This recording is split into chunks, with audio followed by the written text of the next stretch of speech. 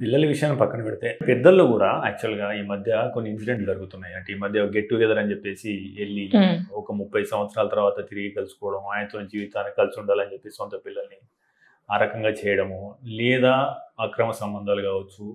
Even after 35-40 years age ఉన్న వాళ్ళు కూడా ఈ సెక్సువల్ ప్లెజర్ కోసము ఎక్స్ట్రీమ్ స్టెప్స్ తీసుకుంటున్నారు యాక్చువల్గా. సో దీనికి గల కారణాలు ఏంటి? సో మీరు ఇచ్చే సూచనలు ఏంటి? సమ్టైమ్స్ ఏమవుతుంది అని అంటే ఈ టాపిక్ 30-40 ఇయర్స్ యూజువల్గా 40స్లో వాట్ ఐ సీ 20స్లో వెరీ గుడ్ పీపుల్ ఉంటారండి. వాళ్ళు ఎక్కడ ఏమీ చేసిండరు. అంటే కొంచెం వాళ్ళకి సోషల్ యాంగ్జైటీ కానివ్వండి, అమ్మాయిలతో కొంచెం లిమిటెడ్గా మాట్లాడి ఉండొచ్చు.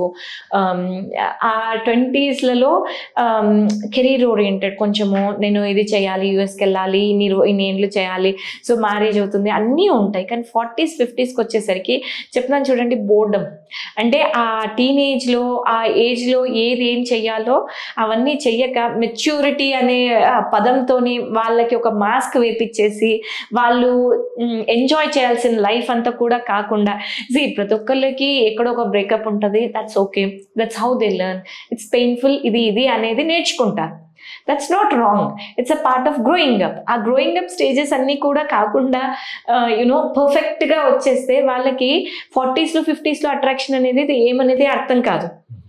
సో అక్కడ వాళ్ళు ఇబ్బంది పడే ఛాన్స్ ఉంటుంది.